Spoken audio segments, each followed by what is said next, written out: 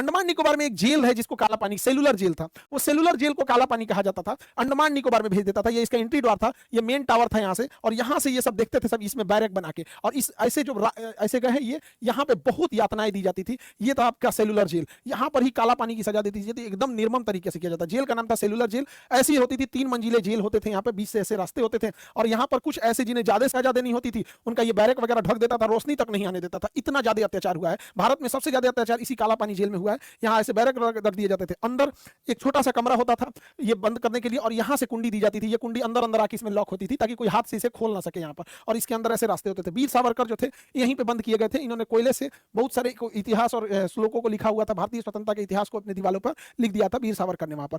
अब यहाँ पर भारत से जितने भी कैदी जाते थे ना, जितने स्वतंत्रता की बात करते थे, सबको अंडमान निकोबार के ये सेलुलर जेल में लेकर भर देते थे। इस सेलुलर जेल यानी काला पानी की सजा में इतनी भयानक सजा दी जाती थी। देखिए यहाँ पर एक जो कैदी पकड़े जाते थे, इनके गले में चेन बांध के यहाँ पे इसमें एक लकड़ी फंसा दिया जाता था, इतना दर्दनाक होता था। और इन्हें यहाँ एक देखिएगा पत्थर दिया है जिसपे एक नुकीला चाकू लगाया है, और इन्हें नारियल छीलते रहना था ऐसे दिन भर। ऐसा नहीं कि कैदी है तो चुपचाप बैठा रहिए, दिन भर नारियल छिलवाता था, हाथ में छाले पड़ जाते थे नारियल छीलते छीलते, दर्द हो जाता था बैठे बैठे, लेकिन दिन भर नारियल छिलवाता था इनसे। अच्छा नारियल छिल गया ना, अब नारियल को इसमें डाला जाता था, लकड़ी के इसमें यहाँ पे, और इसमें भारी पत्थर बांध दिए जाते थे, और इनको लेके दिन भर घुमाना था, दिन भर। यही कच्ची धानी बैल वगैरह से पहले जोतवाया जाता था ना यहाँ पे, ये इंसान से, ये हमारे स्वतंत्रता सेनानी रहे होंगे कोई, इन्हें अंग्रेजों ने पकड़ के लाया गया होगा। कितनी मुश्किल से हम लोग को आजादी मिली है जिसका कोई हिसाब नहीं, यहाँ से निकलवाते थे। इसके अलावा देखिए अगर कोई किसी से थोड़ी सी गलती हो जाती थी, जैसे मान के चलिए उसे बोला गया तुम्हें 40 लीटर नारियल तेल निकालना है, और अगर उसने 40 लीटर में आधा लीटर कम कर दिया ना, तो उसे जंजीर पहना दिया जाता था पैरों में यहाँ पे, फिर उसे चलने में बहुत दिक्कत होती थी।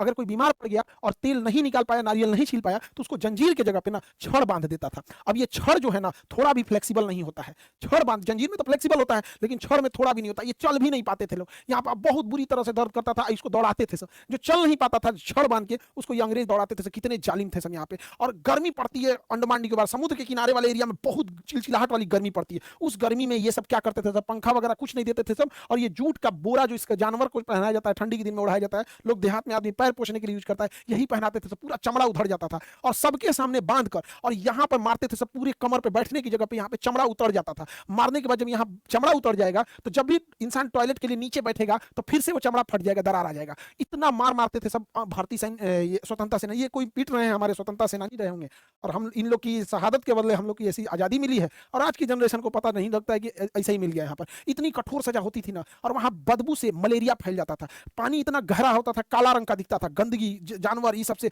दूर तक कुछ दिखता नहीं था, तो काला दिखता था, काला पानी कहा गया। उसी के अंदर टॉयलेट करने के लिए बना देते थे सब। इन लोग को वहीं अंदर लेटरिन करना होता था, खुद से साफ करना होता था, फिर ले जाना होता था। कभी किसी की तबीयत खराब हो गई ना, अंदर ही लेटरिन कर दिया, उल्टी कर दिया, उसको वैसे ही छोड़ देते थे सब। मलेरिया हो गया वैसे ही छोड़ दिया सब, उसी में मारते थे सब उसको कि तुम क्यों इतना गंदगी फैला रहा है। और कौन सा अंग्रेजों को रहना होता था, पूरी तरह से बर्बाद कर दिया सब, मलेरिया फैल गया, इतना यातना देता था सब काला पानी जो अंडमान निकोबार में वहां पर। और खाना में क्या देता था, नालियां जो निकली होती थी, नालियां, इसके पास ना घास भूस जम जाता था, तो कैदियों से इसी को कटवाते थे सब, और इसी घास को, ये जो कचड़े हैं यहाँ पे, इसमें से पानी लेके, इसी कचड़े के पानी लेके घास को इसी में पकवाते थे सब, और सबके सामने कहते थे खाओ।